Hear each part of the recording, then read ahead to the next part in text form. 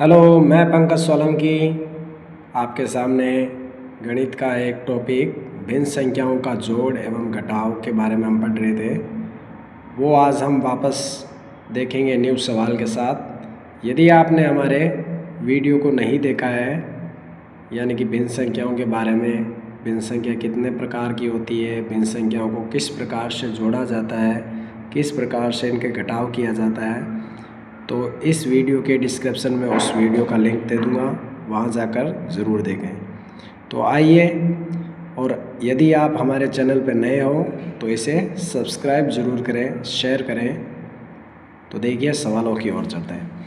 Question में दिया हुआ है सॉल्व इट, यानी कि ज्ञात कीजिए भिन्न संख्याओं को जोड़।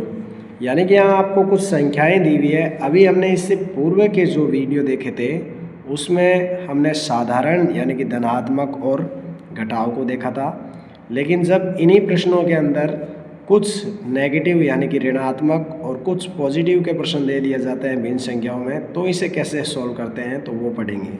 तो देखिए यहाँ प्रश्न में आपको दिया हुआ है -3/7, यानी कि ऋणात्मक भिन्न दी गई है और यह है आपके पास में धनात्मक भिन्न। तो सबसे पहले इनके चिन्ह को सॉल्व किया जाता है। तो यहाँ आपको दिया गया है -3/7 और +2/3।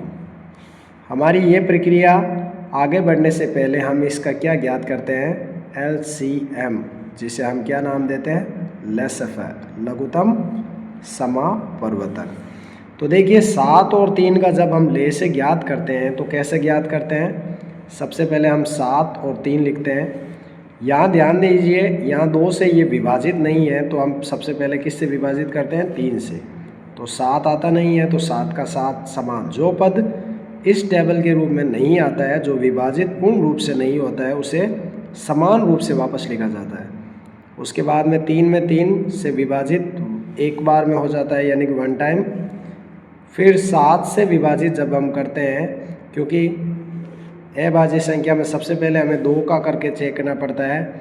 2 का नहीं तो हमें 3 का, 3 नहीं तो 5 का, 5 नहीं तो 7 का। इस प्रक्रिया से ये आगे बढ़ता रहता है अभाज्य संख्या। तो यहाँ 5 का कोई है ही नहीं, तो हम 7 का देंगे, तो 7 में 7 है, तो 7 × 3 कितना लेसफर प्राप्त हुआ, 21 प्राप्त हुआ। अब सबसे बाद में हम क्या लिखेंगे, 21 को यहाँ मध्य में लिखेंगे। अब वही प्रक्रिया, यानी कि आपके हर को पहाड़ा, यानी कि इसकी टेबल होती है हर के पहाड़े के रूप में। तो 7 के पहाड़े में हमें ये देखना है कि 21 कितनी बार प्राप्त होता है। तो 7 की टेबल में 21 हमें कितनी बार प्राप्त होता है, 3 बार प्राप्त होता है, यानी कि 3 टाइम। और यहाँ अंश में हमें देखने पर यहाँ क्या -3 दिखता है, तो यहाँ पर हम नेगेटिव में 3 लिखेंगे, प्लस 3 की टेबल में 21, यानी कि 3 के पहाड़े को जब हम देखते हैं तो उसमें 21 कितनी बार प्राप्त होता है हमें, तो ये होता है हमें 7 बार। इसके अंश में क्या है, देखने पर हमें 2 प्राप्त होता है, तो हम 2 से यहाँ क्या करेंगे, गुणा। चिन्ह का विशेष महत्व यह होता है कि यह धन का चिन्ह है और ये ऋण है।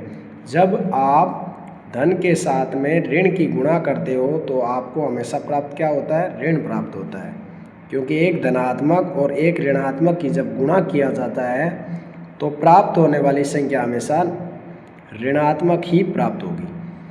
तो 3 प्लस का और माइनस का 3, तो प्लस और माइनस की जब हमने गुणा किया तो आंसर प्राप्त होगा माइनस। 3 को 3 से गुणा किया तो हो गया 9, प्लस 7 भी धनात्मक, 2 भी धनात्मक, तो 7 × 2 होते हैं, तो प्लस के कितने प्राप्त हुए, 14। यहाँ हो गए बटा 21। अब ध्यान देने योग्य बात यहाँ ये है कि एक आपके पास में पूर्णांक नेगेटिव में है और एक आपके पास पूर्णांक पॉजिटिव में है, यानी कि एक धनात्मक में है और एक ऋणात्मक में।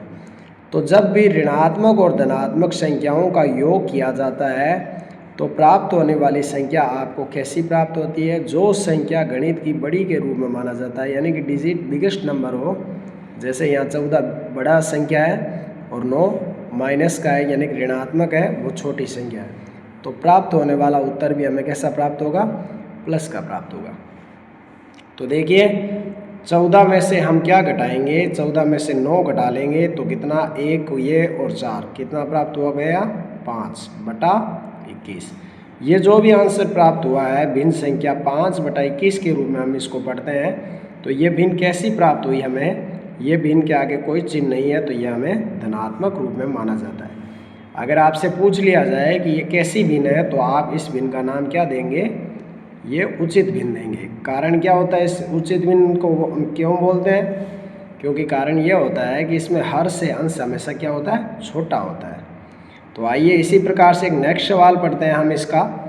यहाँ पे आपको जब दोनों ही ऋणात्मक रूप में देखने को मिल रहा है कि -5/6 यानी कि नेगेटिव और प्लस फिर नेगेटिव के अंदर -3/11 यानी कि -3/11 के रूप में हम इसे पढ़ते हैं। जब दोनों ऋणात्मक है तो आपको चिन्ह का विशेष ध्यान रखना होता है। सबसे पहले हम इसका एलसीएम ज्ञात करेंगे। तो एलसीएम हमें पता है 6 और 11, तो कितना प्राप्त हो जाएगा आपको 66 एलसीएम इसका हमें प्राप्त होगा। उसके बाद में हम इसे जब लिखेंगे तो सबसे पहले जो भिन्न संख्या है उसके चिन्ह के रूप में लिखेंगे, क्योंकि यहाँ धनात्मक और ऋणात्मक चिन्ह दो साथ में चिन्ह हमें देखने को मिल रहा है तो इनकी क्या होती है, गुणा। तो सबसे पहले हम लिखेंगे -5/6 प्लस और माइनस की जब गुणा होती है तो अभी हमने पूर्व में पढ़ा था प्लस और माइनस क्या बनता है, माइनस। तो ये -3/11 यानी कि -3/11 के रूप में हम इसे लिखते हैं। एलसीएम हमारा जो भी प्राप्त हुआ था हम इसके मध्य में लिखेंगे 66। तो 6 के पहाड़े के हमें 66 देखना है कितनी बार आता है, तो आइए हमें पता है 11 यानी कि 11 टाइम, और इसकी मल्टीप्लाई करेंगे -5 से यानी कि -5 से हम इसे क्या करेंगे, गुणा करेंगे। तो यहाँ हमने हर को पहाड़ा यानी कि टेबल बोली और अंश के साथ में इसकी क्या की, गुणा। इसी प्रकार नेगेटिव का साइन जो भी चिन्ह है उस चिन्ह का प्रयोग करेंगे। 11 में 66 कितने टाइम आता है, तो ये आता है 6 टाइम यानी कि 6 बार में। 11 के पहाड़े में जो हर है, हर में 11 में 66 कितनी बार आता है, 6 बार आता है। तो उस 6 की हम गुणा करेंगे किसके साथ में, इसका अंश है वो 3 बार। यहाँ हम ऋणात्मक नहीं लेंगे, क्यों नहीं लेंगे, क्योंकि ये ऋणात्मक का चिन्ह हमने पहले यहाँ पे दर्शा दिया था। तो 11 धनात्मक और 1 ऋणात्मक प्लस और माइनस की गुणा करते हैं तो आंसर प्राप्त होता है माइनस का। 11 की 5 से गुणा किया तो हो गए 55, माइनस 6 को 3 से किया तो 6 × 18/66। ध्यान देने योग्य बात यहाँ ये है कि दोनों ही जब संख्याओं को जोड़ा जाता है ऋणात्मक की, तो जो भी आंसर प्राप्त होता है वो नेगेटिव में ही प्राप्त होगा, लेकिन उन संख्याओं को जोड़ लिया जाता है।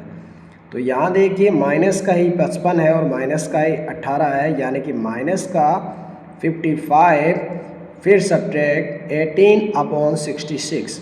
तो हम इसे क्या लिखेंगे, ऋणात्मक के अंदर 8 और 5 होते हैं 13, 2 और 5 हो गए 7, यानी कि ये आपका जो भी आंसर प्राप्त हुआ वो नेगेटिव में प्राप्त हुआ, और उसे हम कितना बोलेंगे, 73/66।